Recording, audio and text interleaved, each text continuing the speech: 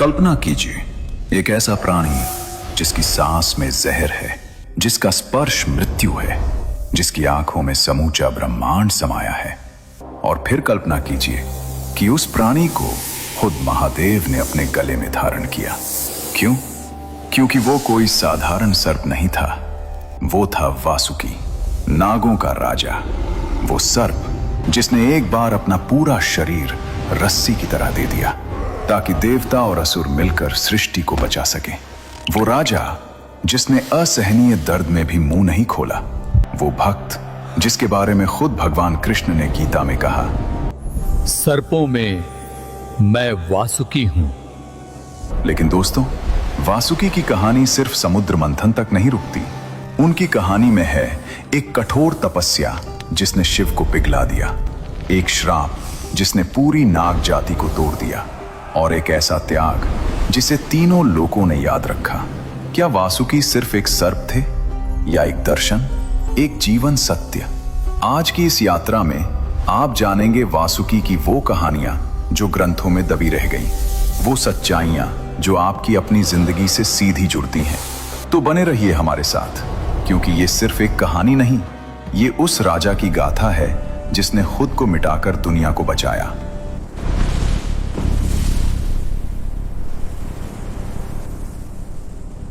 दोस्तों, सबसे पहले बात करते हैं वासुकी थे कौन। हमारे पुराणों में, खासकर महाभारत, विष्णु पुराण, शिव पुराण और भागवत पुराण में वासुकी का उल्लेख बड़े ही आदर और श्रद्धा के साथ किया गया है। वासुकी महर्षि कश्यप और उनकी पत्नी कद्रु माता के पुत्र थे। कद्रु को सर्पों की माता कहा जाता है। उनके गर्भ से हजारों नागों ने जन्म लिया। शेषनाग, वासुकी, तक्षक, कर्कोटक, पद्म और भी अनेक। लेकिन इन सब में वासुकी अलग थे। आपने शेषनाग का नाम जरूर सुना होगा। शेषनाग जो भगवान विष्णु की शैया है, जिनके फन पर पूरी पृथ्वी टिकी है। शेषनाग ज्येष्ठ थे, सबसे बड़े। लेकिन वासुकी नागराज थे, नागलोक के राजा। वो जो काम करते थे वो न शेषनाग ने किया न किसी और ने। अगर शेषनाग शक्ति और धैर्य के प्रतीक हैं, तो वासुकी त्याग और भक्ति के। शेषनाग विष्णु की सेवा में है, वासुकी शिव के गले में है। दोनों महान, लेकिन दोनों के रास्ते अलग, दोनों की कहानियां अलग। वासुकी के बारे में ग्रंथों में कहा गया है कि उनके पास एक अद्भुत नागमणि थी जो उनके मस्तक पर चमकती थी। इस मणि की रोशनी इतनी तेज थी कि अंधेरे में भी पूरा नागलोक जगमगा उठता था। उन्हें 9 फनों वाला भी कहा जाता है। हर फन एक दिशा का, एक शक्ति का प्रतीक। उनकी आंखों में एक अजीब सम्मोहन था। कोई भी उनकी आंखों में देखता तो उसे अपनी गलतियां खुद याद आ जाती थी। वो न्याय के राजा थे, ना कमजोर पर अत्याचार करते थे, ना शक्तिशाली से डरते थे। लेकिन उनकी सबसे बड़ी पहचान थी उनकी भक्ति। वासुकी नागलोक के राजा थे। नागलोक यानी पाताल लोक का वो हिस्सा जहां सर्पों का साम्राज्य था, जहां रत्न माणिक्य से भरे महल थे, जहां नाग कन्याएं नृत्य करती थीं, जहां ज्ञान की नदियां बहती थीं और जहां वासुकी न्याय और प्रेम के साथ राज करते थे। उनके दरबार में कोई भेद नहीं था, छोटा नाग हो या बड़ा, सबको समान न्याय मिलता था।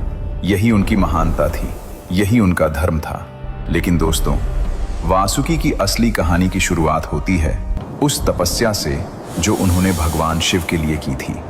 बहुत पहले की बात है, जब नागलोक अभी अभी बसा था, जब वासुकी अभी युवा थे। वासुकी ने सुना था शिव के बारे में, उन महादेव के बारे में जो तीनों लोकों के स्वामी हैं, जो भस्म लगाते हैं, जो श्मशान में रहते हैं, जो मृत्यु से भी नहीं डरते। और वासुकी के मन में एक इच्छा जागी, मैं इन्हीं की सेवा करूंगा, इन्हीं को अपना सब कुछ दूंगा। वासुकी ने तपस्या शुरू की, कठोर, बहुत कठोर। वासुकी हिमालय की गुफा में बैठ गए, ध्यान में। उन्होंने भोजन त्याग दिया, जल त्याग दिया। ओम नमः शिवाय।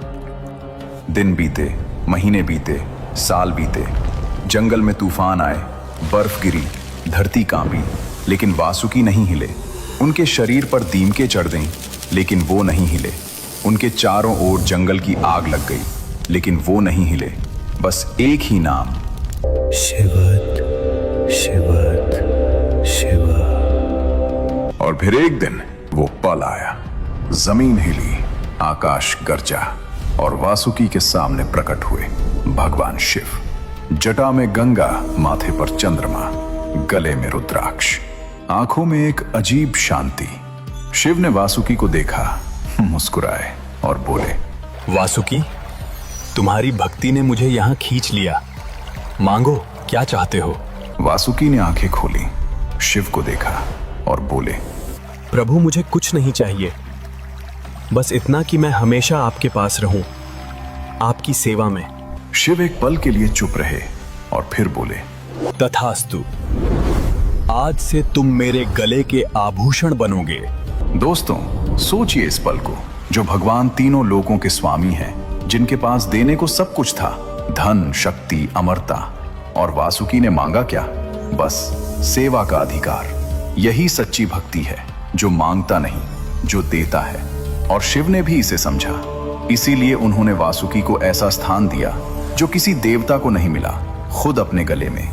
आज भी जब आप शिव की तस्वीर देखते हैं, उनके गले में लिपटा नाग वो वासुकी हैं, आज भी, हर पल। लेकिन दोस्तों, वासुकी की कहानी यहां नहीं रुकती।